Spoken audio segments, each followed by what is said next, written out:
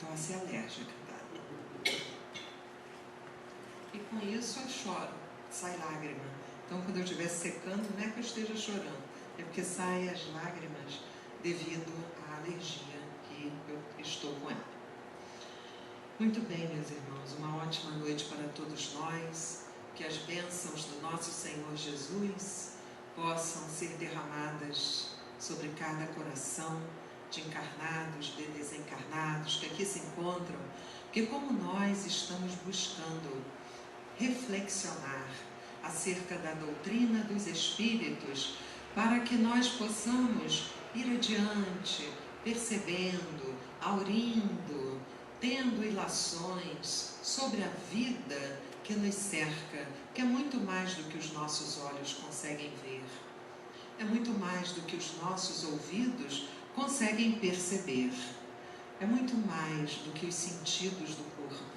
As percepções, elas se ampliam e vão naturalmente notando que há um mundo muito maior do que aquele que percebemos. E justamente esse é um tema que nós devemos nos debruçar, porque nos interessa por demais. Chico Xavier uma vez falou uma coisa que me chamou muita atenção, que raríssimos, ele quando falou isso, ele sabia o que estava falando. Claro, né? Chico Xavier, imagina, o grande médium, o homem-amor, como conhecido é, ele falou uma coisa que me chamou muita atenção. Ele falou que raríssimos têm o senso da imortalidade.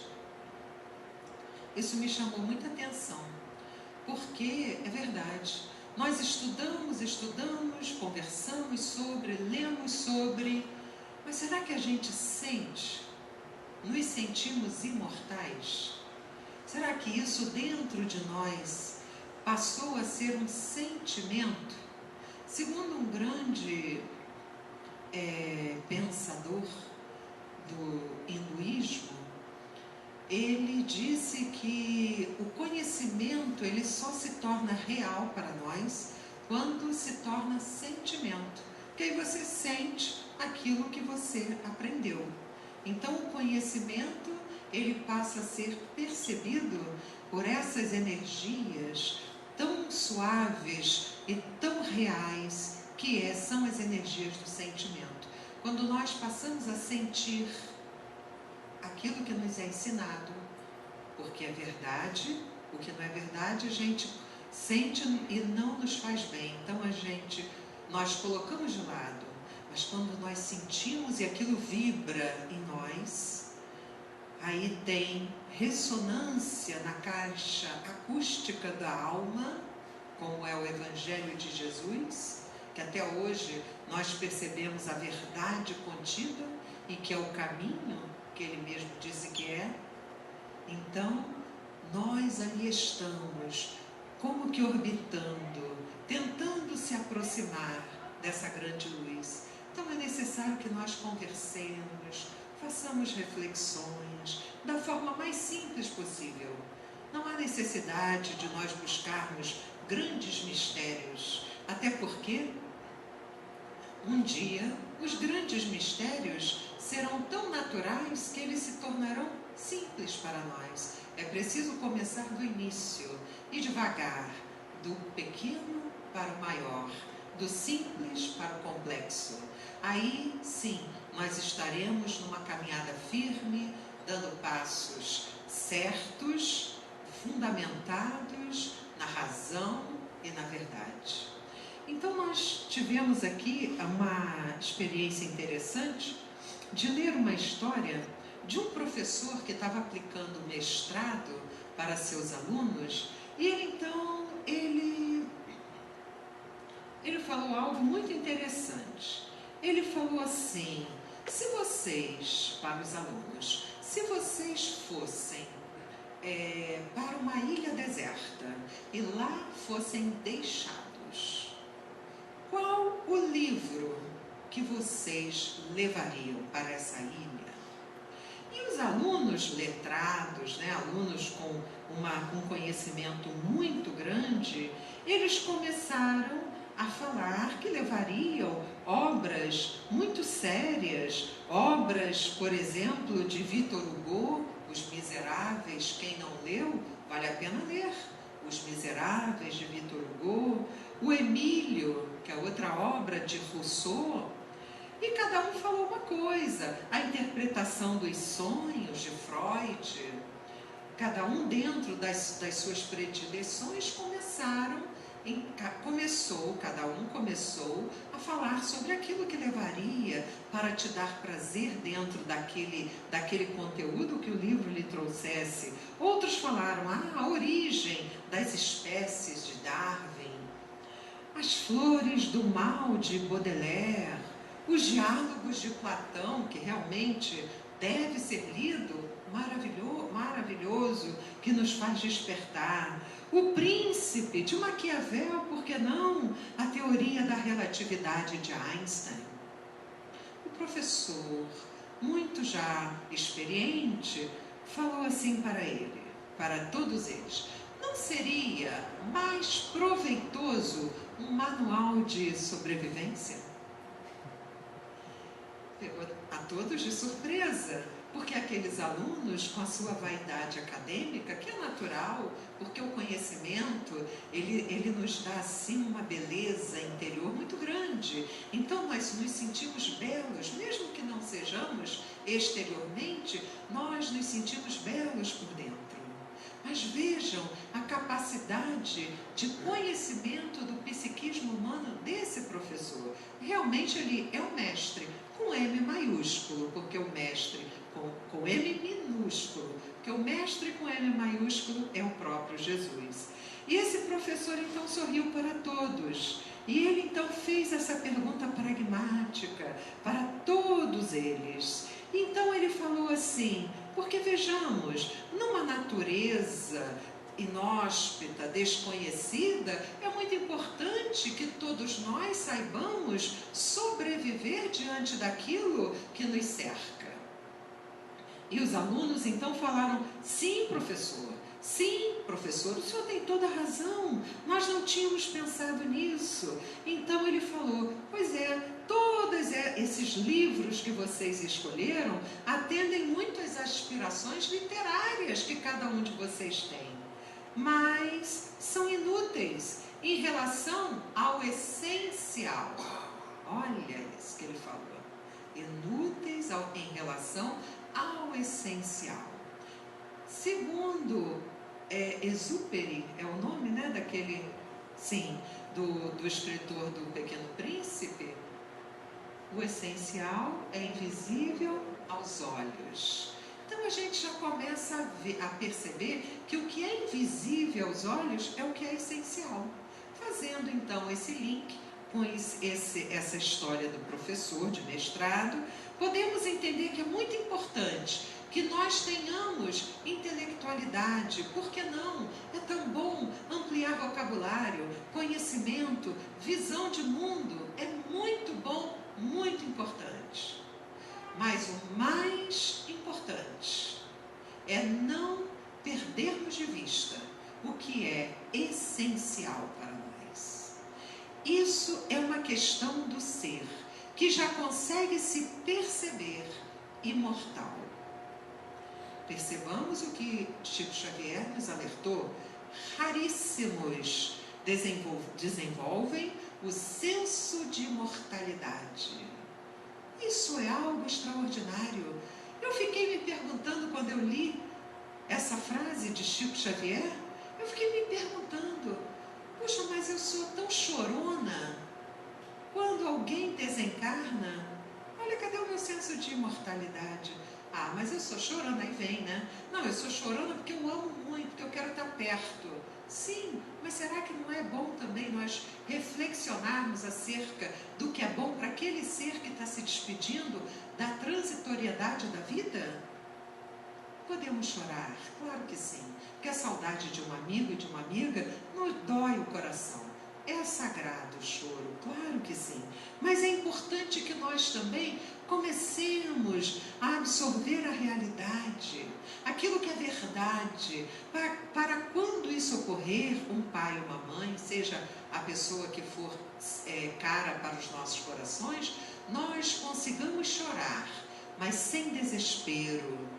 Chorar, sabendo que um dia estaremos juntos, um dia nos encontraremos. Percebem como o senso de mortalidade começa a mexer conosco de forma íntima, lá dentro da nossa alma, até mesmo nisso que é tão sério. É algo que é tão sério que ninguém gosta de falar sobre, de tão sério que é.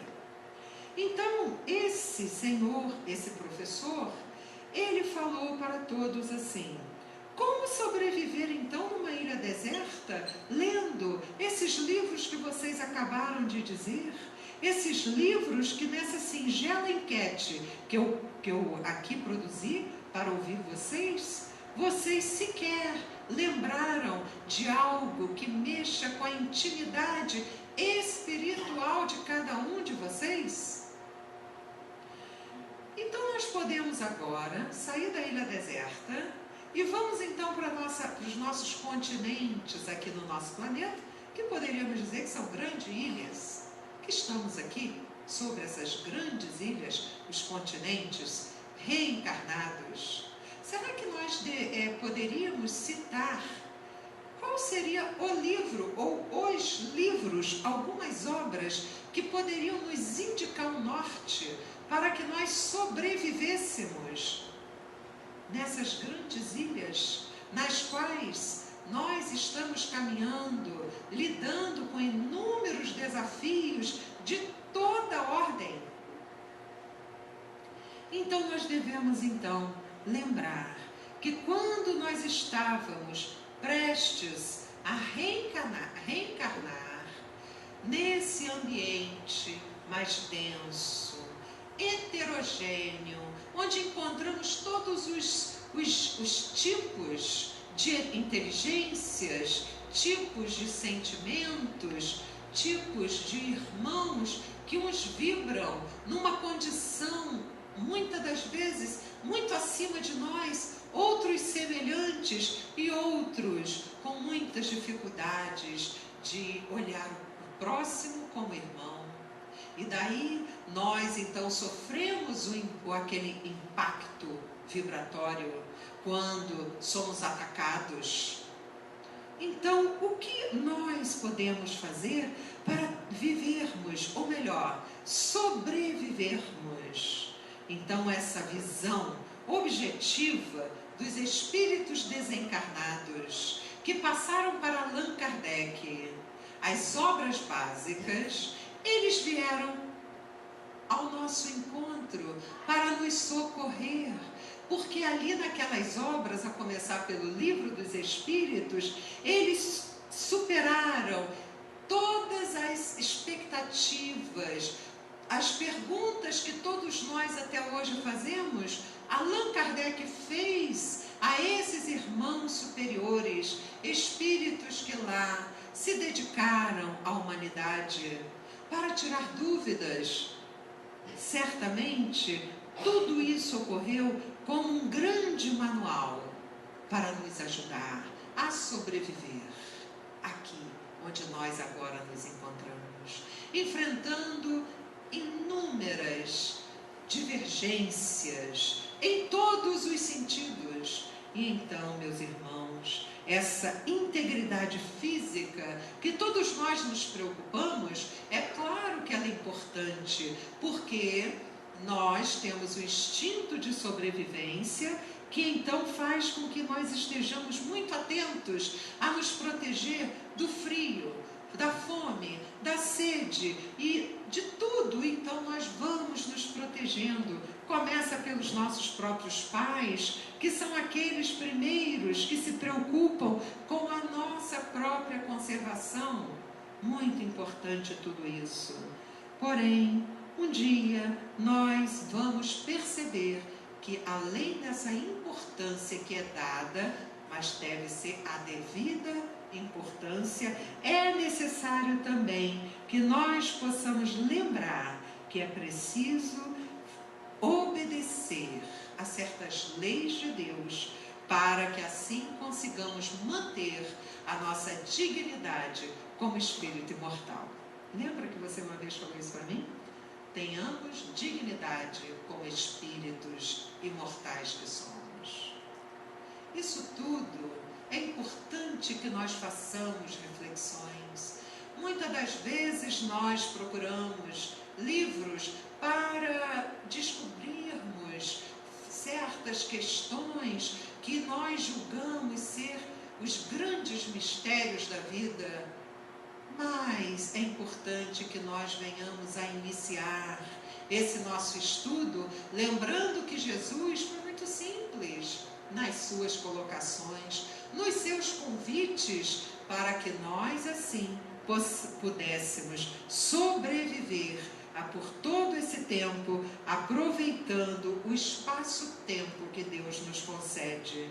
Então, nós vamos ver, meus irmãos, que há um projeto para todos nós. Antes de nós reencarnarmos, Deus, o nosso Pai, fez um projeto. A espiritualidade superior que trabalha para Jesus fez um planejamento reencarnatório para cada um de nós. Só que nós também temos o véu do nosso esquecimento. É como se fosse uma amnésia. Quando nós reencarnamos, algo nos acontece e entramos numa amnésia profunda, nos esquecendo do nosso passado espiritual, qual o roteiro que devemos seguir, porque há esse planejamento. Porém, Jesus não nos deixou sem um rumo certo a seguir. Então, dentro do seu Evangelho, existe inserido dentro desse roteiro, que é o norte para todos nós, a disciplina das emoções. Ah, mas isso é tão simples, você está falando de disciplina de emoções? Sim, disciplina das emoções. Como está difícil hoje nós convivermos uns com os outros, porque ainda não entendemos, estou falando não dos senhores, estamos falando a nível humanidade, ainda não entendemos que é preciso disciplinar as nossas emoções. Isso fala muito de perto para nós quando lidamos com o próximo. Estamos muito impacientes. Onde está a disciplina da nossa tolerância no trânsito, no lar? Quando alguém chega e nos fala algo que nós não aceitamos, mas por que não um pensamento diferente? Por que não uma opção de viver diferente? Porque quando sou fechada no trânsito, o meu coração bate no outro diapasão e vibro de forma negativa àquele que me fechou?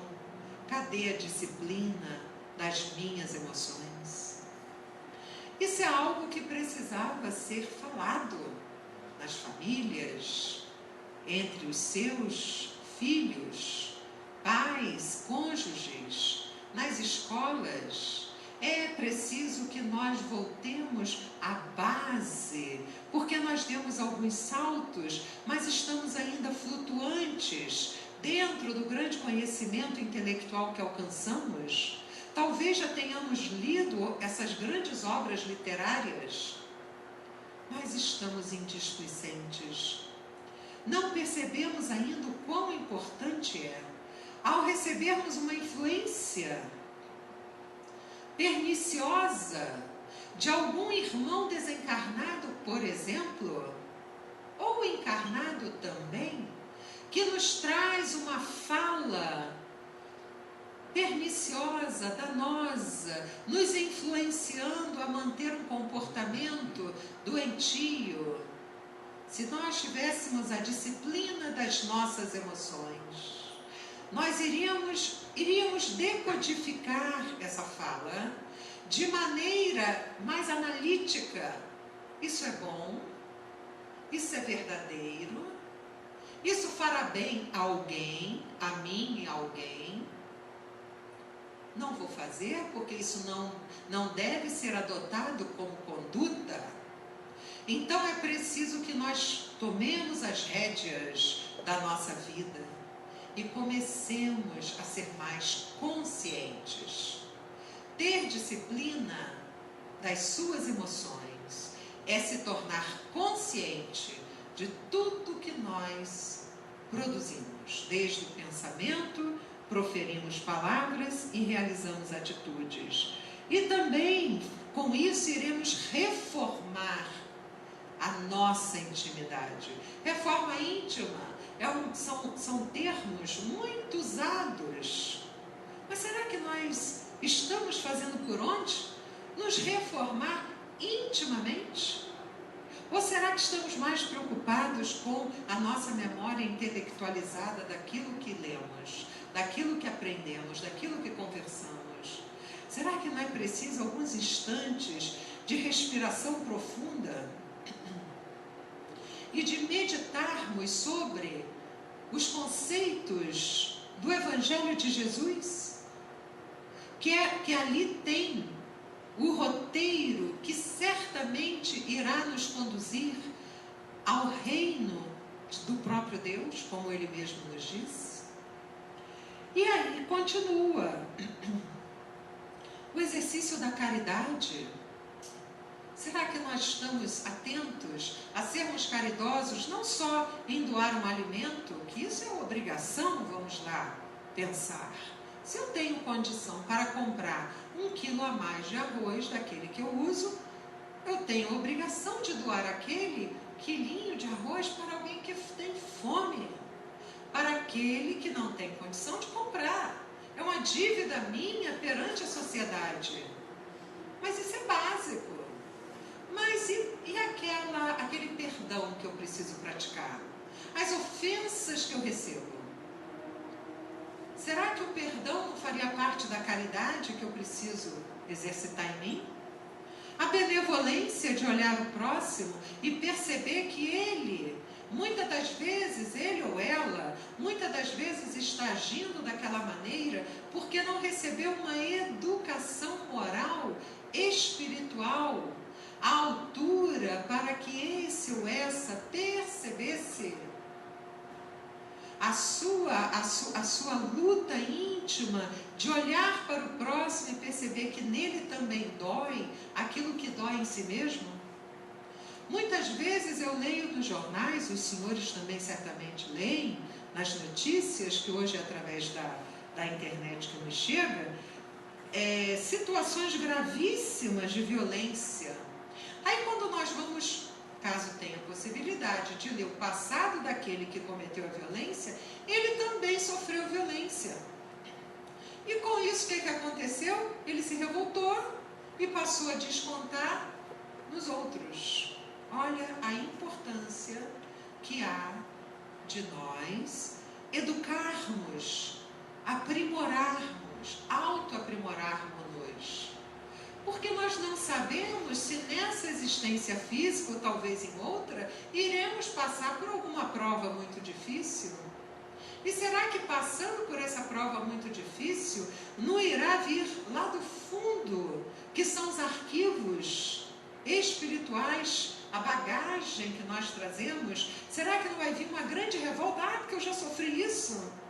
Antes que o inverno chegue, tem uma fala de Emmanuel, que ele nos fala: aproveite antes que o inverno chegue, dê atenção às emoções, construa e não destrua, porque quando o inverno chega, a gente vai precisar de um agasalho melhor, nós vamos precisar nos proteger mais. E esse inverno é referente às provas da vida, às expiações que ainda precisaremos vencer e sobreviver a elas, de forma a ficar de pé e não se arrastar mais. Segundo um padre católico, eu adorei a fala dele, ele foi muito assim, consciente. Eu gostei disso, eu não sei se os senhores vão concordar. Ele falou assim: para os problemas da vida nós devemos ficar de pé. só me ajoelho para Jesus.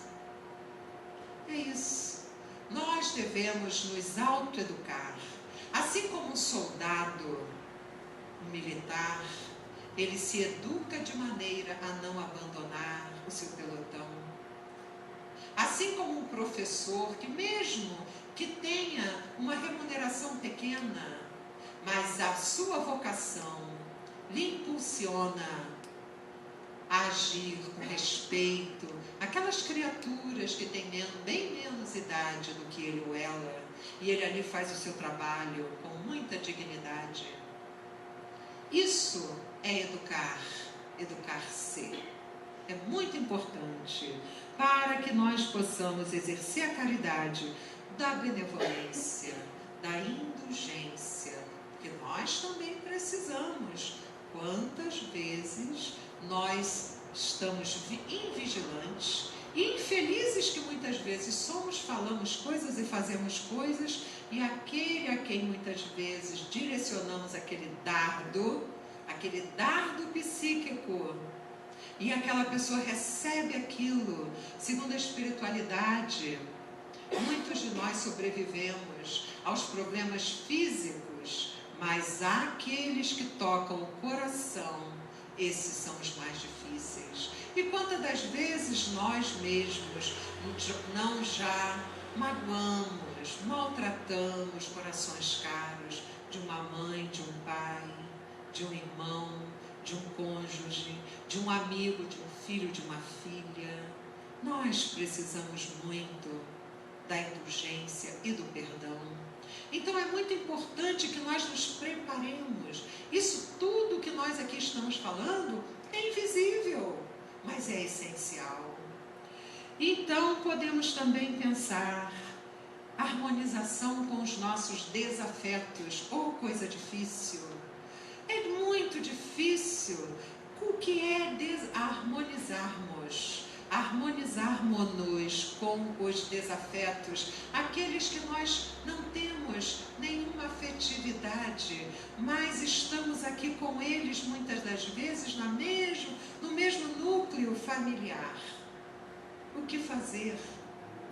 Amar e orar, segundo a dona Isabel Salomão, que é uma grande espírita, que eu gosto muito de ouvi-la, creio que os senhores a conheçam, lá de Juiz de Fora.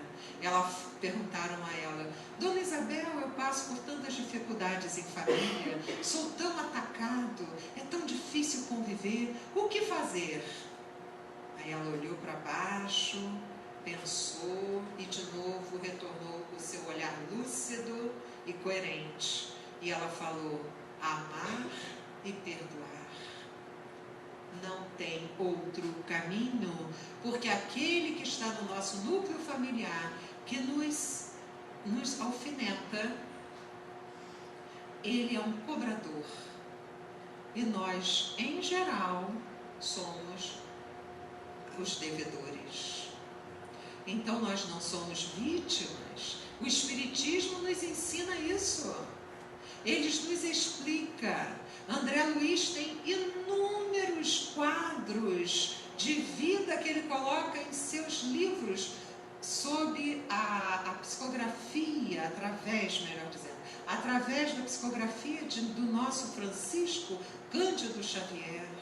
Quando você se sente coitado, vítima, erga-se e peça ajuda à espiritualidade superior e fale: Senhor, eu estou aqui para me educar, porque eu sei que dentro do meu projeto de vida, do meu grande planejamento reencarnatório, está lá esse item. Me ajude para que eu possa olhar esse que hoje é um desafeto, mas que eu possa ir transformando. Muitas das vezes nós não conseguimos resolver situações de muitas existências, quiçá milhares de anos, com aquele a quem nós não nos sentimos bem. Porém, a proposta está aí. Mas isso não quer dizer que nós tenhamos que viver colado com essa pessoa. Não. Mas nós devemos sempre emitir um pensamento de respeito à condição ainda daquela pessoa, daquele ser que está ali muitas das vezes também se sentindo mal, certamente com a nossa presença, porque eu vibro. E a qualidade da minha vibração é a qualidade dos meus sentimentos, dos meus pensamentos. A qualidade da vibração que esse desafeto traz para mim, que eu sinto aquele impacto, só em chegar perto já dá aquela sensação no corpo, é mesmo? Dá no físico. Aquilo é vibração. É vibração que ele sente também quando está próximo a mim. Só de encarnado? Claro que não. Os desencarnados também. Aquele a quem um dia ofendi no passado, ele quando se aproxima de mim, eu sinto mal-estar. Nós sentimos mal-estar. E muitas das vezes nós é que provocamos essa situação. E ele chegou perto para quê? Para falar, agora você está aí, né? Pois é. Lembra o que você fez para mim? E eu decodifico esse pensamento, essas palavras, porque muitas das vezes nós não somos clareaudientes, ou seja, não ouvimos com clareza, como os médiuns ostensivos que têm essa faculdade, nós decodificamos esses sentimentos doentios ainda, provocados naquele passado distante, de forma angustiosa. É uma angústia que a gente sente. O que fazer? Ame, perdoe. E vamos acrescentar mais uma ação. Trabalhe no bem. Vamos mostrar que nós estamos diferentes daquele que ele ou ela nos conheceu no passado. Não vamos convencê-lo com facilidade, não. Geralmente, encarnado ou desencarnado, olha e fala assim, como é hipócrita, fingindo, olha. Mas nós não devemos nos preocupar com isso. Devemos nos preocupar com a nossa consciência, onde estão as leis de Deus, estão esculpidas em nós. E no final, segundo Madre Teresa de Calcutá, sempre foi entre você e Deus. É uma frase que causa impacto, porque nós queremos provar ao outro. Eu vou provar a você que eu melhorei. Eu vou te provar como eu sou boa hoje. Eu vou te provar... Não. Eles são os instrumentos que estão ao meu derredor para me provocar mudanças interiores, que é invisível. Não tem aplauso, não tem plateia, mas é essencial. Então, nós também temos que consolidar esses laços afetivos. Temos que buscar fazer com que o tempo que passemos com esses que foram colocados junto a nós seja leve, seja suave, não seja pesado, não seja triste. Mesmo que a pessoa venha com aquela intenção, façamos de maneira vibratória a diluir, a neutralizar, dando um sorriso sincero. Não é um sorriso de deboche, um sorriso sincero. Nas entrelinhas, nós estamos querendo dizer, eu compreendo você, eu peço perdão pelos meus atos falhos, me perdoe. E aí você vai suavizando. Precisou de ajuda? Ajude. Mas ele não deixa eu chegar perto. Ore. Vibre em oração. Rogue a quem pode ajudá-lo ou ajudá-la. Faça a sua parte da melhor maneira possível. Às vezes as pessoas conversando conosco falam assim, Ana, você fala até parece fácil. Não é nada fácil. Aliás, nada é fácil no planeta de provas e expiações. Nada é fácil. Mas nós devemos fazer aquilo que nós já conseguimos entender. Jesus é a grande luz. Nós não temos essa luz que ele conquistou ao longo das eras e eras que nós sequer podemos dimensionar. Mas se nós fizermos o que ele nos convidou a fazer, se nós lermos as suas parábolas e começarmos a partir dali a pensar assim: puxa, mas o que ele quis dizer para mim? Para mim. O que ele quis me explicar nessa parábola, por exemplo, daquele que deixou seu pai, deixou a fazenda, olhando a herança do seu pai que era rico, deixou seu irmão e foi gozar a vida, e depois ele retorna. Qual será a mensagem incluída, inserida nessa parábola? Será que não somos todos nós os filhos pródigos, que agora estamos tentando retornar, fazer o caminho de volta, porque sofremos muito quando deixamos a casa do Pai Celestial, deixamos de responder com obediência? A obediência é o consentimento do coração, não é ser obediente cegamente. Não é uma fé cega. O Espiritismo não pede para que nós andemos com uma como é que é o nome daquilo que se coloca para dormir? Oi? Uma venda. Não, o Espiritismo não nos pede isso. O Espiritismo, ao contrário, ele fala: tire a venda, olhe, analise, observe e se veja naquela situação. Como você agiria? Alguém chega para você e te conta uma história? Não vá assim, levianamente, adotando aquilo. Calma. Olhai e vigiai. Olhai o outro, não, olhai a si mesmo. Então tem tantas coisas que Jesus falou que a gente está na superficialidade, que a gente não conseguiu ainda dar um mergulho um pouquinho mais fundo. Sabe quando você vê aquele mar lindo?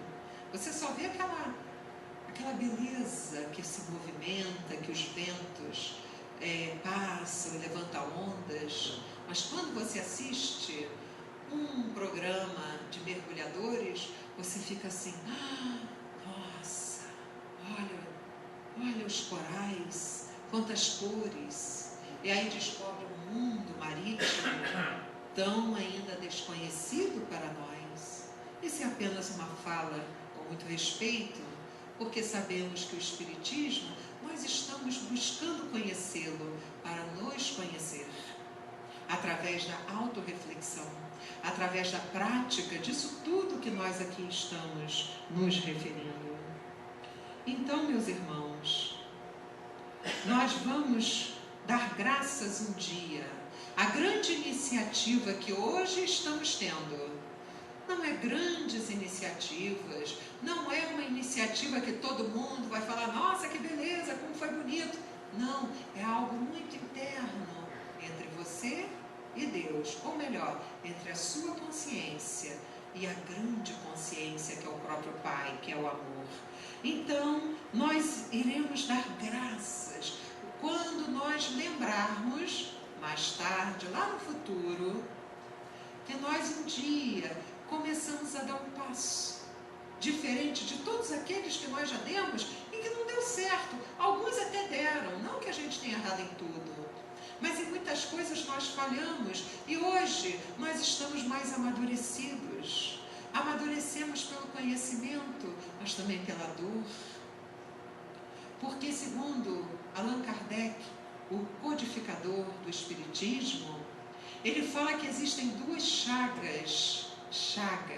A palavra chaga é forte, né? Você imagina uma ferida daquela bem purulenta. Duas chagas. Ele fala que existe na humanidade, que é o egoísmo e o orgulho. Acabamos de ler, porque nós aqui do Caminheiros do Bem, tarefeiros, nós temos uma prática muito saudável. Nós, quando adentramos o centro espírita, nós vamos para uma salinha reservada e lemos um livro de mensagens. São livros de mensagens de Emmanuel, de Joana de Ângeles, do irmão José. Então são mensagens que não são longas, e nessa mensagem, e depois fazemos uma prece, nos organizamos intimamente, e aí nós começamos a realizar a nossa tarefa. É importante para nós isso. É como se tudo começasse a entrar em ordem dentro de nós. É uma autodisciplina. E então nós lemos lá embaixo, não foi? Estava falando sobre a fonte. A fonte, ela nasce jorra, começa a jorrar um pouquinho de água. E qual é o objetivo da fonte? É fazer um rio, né? E desse rio ir para o mar. Mas até ela chegar nesse objetivo, ela contorna pedras. Ela faz uma trajetória com tanta sabedoria até chegar no mar. Que beleza, aquela água doce, que tanta vida traz. Então, nós devemos perceber isso na natureza, observar a natureza, e não só olhar, sabe? Vamos fazer uma viagem? Vamos. Aí a gente vai até um sítio, até uma fazenda, e olha aqui, tá bom, já vi. Não, observe. Olhe com olhos de ver. Note. Hoje os grandes cientistas botânicos, inclusive, eles já perceberam que, por exemplo, olha que interessante, as folhas, elas não são uma iguais às outras. Elas são individualizadas. As folhas, quando eu olho uma folha, eu falo, tá, uma folha, eu acho tudo igual. Eu não tenho essa visão científica, analítica, e elas são diferentes. E agora, continuando a ciência avançar, já descobriram que elas emitem sons. Como assim? Meus ouvidos não captam, mas os aparelhos ultrassensíveis captam sons que as abelhas escutam, que os pássaros percebem. Vejamos quanta coisa para aprender nesse planeta azul que nós estamos habitando, que é a grande escola para todos nós, mas também é o hospital, porque nós ainda somos considerados doentes da alma. Então, vamos sim, vamos continuar adiante. Cada passo que dermos tem que ser um passo firme e buscarmos os livros espíritas que estão aí.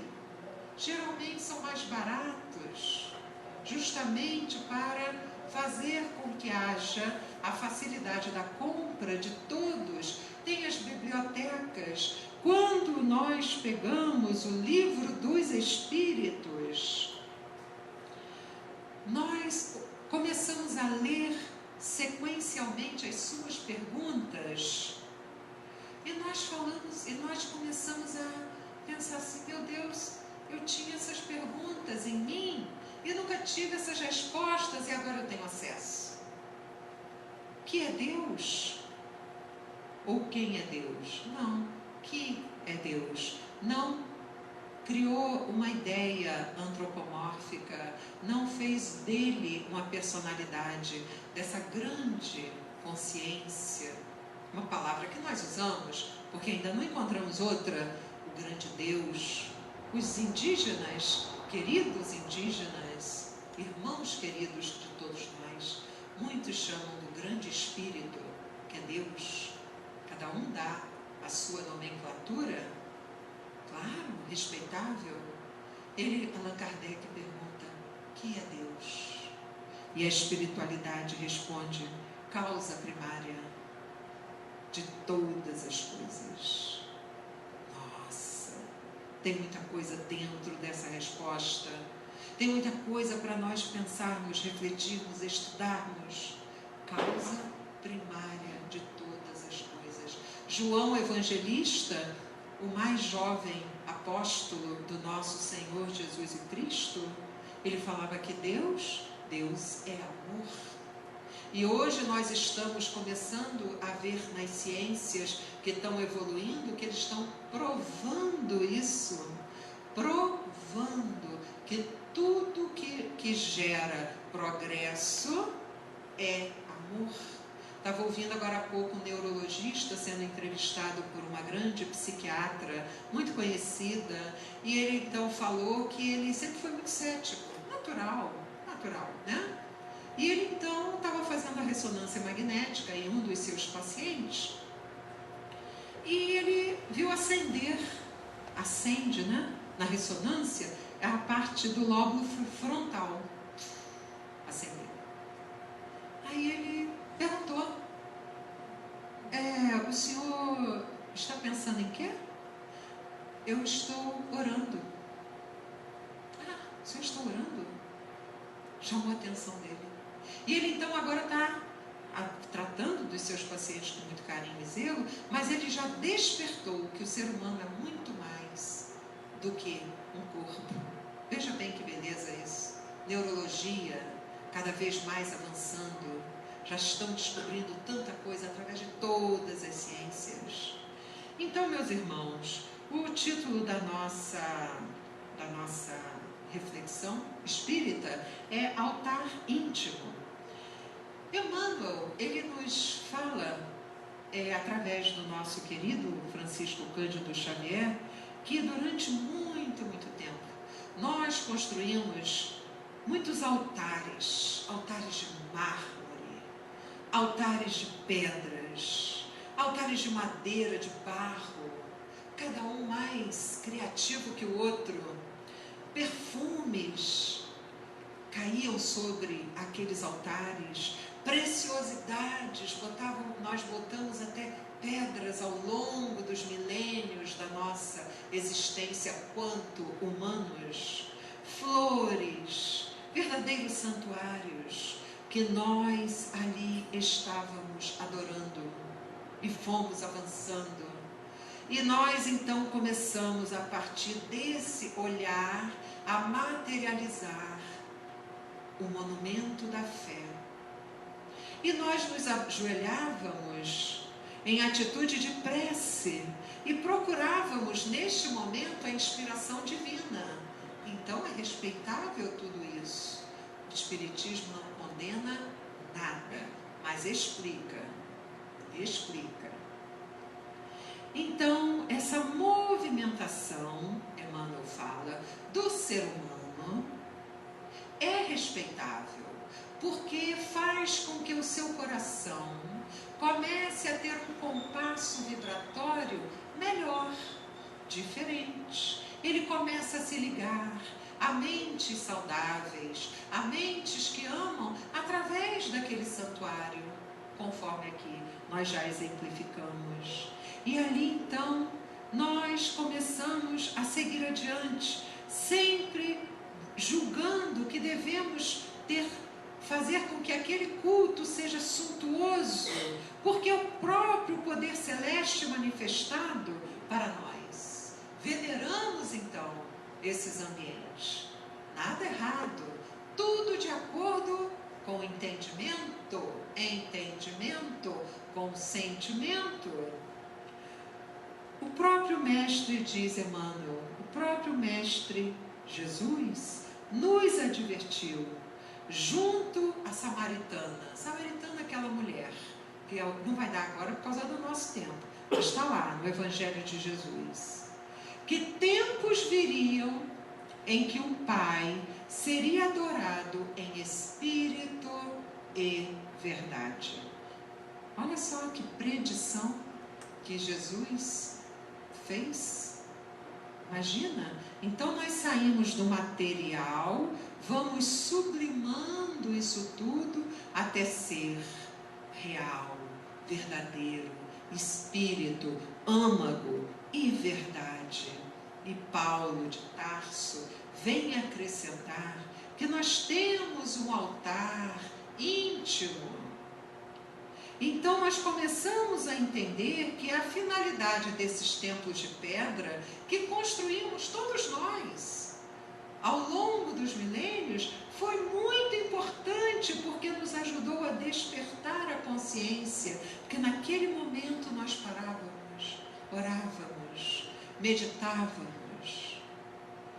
E então ele diz, o cristão acordado, desperto, porém, ele caminha trabalhando, oficiando como sacerdote de si mesmo. Ele já não mais se coloca como um representante dessa ou daquele rótulo religioso. Ele percebe que o trabalho é dele com ele mesmo. Veja como é importante o essencial.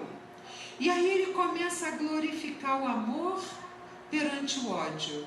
O ódio vem e se apresenta a ele, retumbante, querendo amedrontar. Mas aí vem o amor. E ele então glorifica o amor diante do ódio, fazendo com que neutralize aquelas vibrações ainda tão doentias.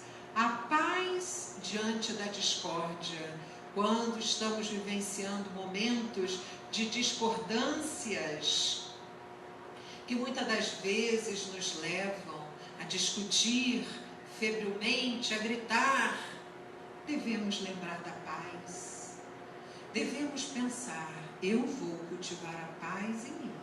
Se você acha mais importante ficar desse jeito, o trabalho é seu, mas eu vou manter, vou cultivar, vou nutrir a paz, porque eu já estou despertando o entendimento, a compreensão que estamos em vários estágios evolutivos. Tem muitos acima de mim e outros estão abaixo, no sentido de estudo que estamos falando. Todos nós somos iguais perante o amor de Deus, mas em estágios evolutivos há vários degraus. E ele continua dizendo, a serenidade à frente da perturbação. É muito importante. Vamos imaginar, estamos doentes, chegamos no hospital, sentindo dor. O médico vai também se perturbar conforme nós estamos apresentando perturbação? De que forma ele irá nos ajudar? Os enfermeiros vão também ficar desesperados? Não. Eles geralmente olham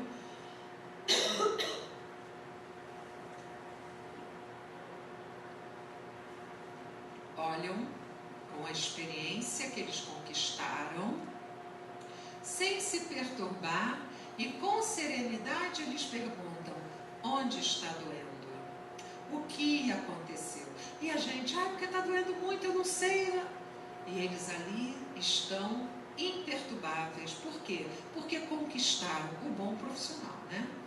Eles conquistaram essa serenidade diante da perturbação. Estou dando um exemplo, mas tem um leque enorme de exemplos. A perturbação pode ser emocional também. Estou falando aqui do corpo, né? O bem à vista do mal. Quantas vezes ouvimos noticiários demonstrando atitudes tão malsãs de irmãos obsediados, vivendo obsessões profundas. Esse é o mal? É, porque é a ausência do bem. Mas como nós devemos agir? Tendo olhos luminosos, observando, analisando e emitindo uma luz através do nosso pensamento. Pensando, Senhor, tenha misericórdia. Esse irmão que está agindo assim, sei eu, porque eu também sou dada a dificuldades íntimas, mas estou me cuidando, estou buscando me reeducar, me autoaprimorar. Cuide dele, acalme essa dor que ele sente. Muitas das vezes é um grito de socorro. Às vezes a gente olha a criança gritando, fazendo manha. Muitas das vezes ela está pedindo socorro, mamãe, eu preciso de atenção. Papai, brinca comigo, não me deixe só. Quando você chega, eu já estou dormindo, eu nem escuto mais a sua voz. Muitas das vezes é preciso que nós tenhamos o bem plantado em nós, para nós olharmos o mal que está ali ocorrendo e identificarmos em nós como agir. Então, segundo Emmanuel, não olvidemos. Olvidar é uma palavra que entende-se por esquecer. Não esqueçamos, pois, o altar íntimo que nos cabe consagrar ao divino poder e à celeste bondade. Comparecer ante os altares de pedra, de alma cerrada à luz e à inspiração do Mestre, a inspiração, chakra coronário, recebendo inspiração do alto, aqui em cima. Segundo os indianos, os hindus, eles falam que parece uma flor de 1000 pétalas. Deve ser lindo de ver. luminoso, que absorve as inspirações que vêm do alto. Então ele fala, é preciso, então ele fala, é a mesma coisa que pegar um cofre impermeável de trevas à plena claridade solar. É importante que nós saibamos usar as potências divinas que Deus colocou em cada um de nós. Então nós precisamos fazer com que ondas luminosas possam continuar agindo através das nossas intenções sadias, através das nossas, da nosso entendimento que o bem precisa prevalecer, para que assim as sombras comecem a se alterar. Primeiramente, essas sombras estão em nós. Então, nós devemos sim apresentar ao Senhor as nossas oferendas e sacrifícios em cotas abençoadas de amor ao próximo, adorando ao Senhor no altar do coração. O altar íntimo é o coração, e prossigamos no trabalho que nos cabe realizar. Essa mensagem está no Fonte Viva de Francisco Cândido Xavier, cujo espírito é Emmanuel. Muita paz a todos, que Jesus nos abençoe a caminhada. Obrigada pela atenção.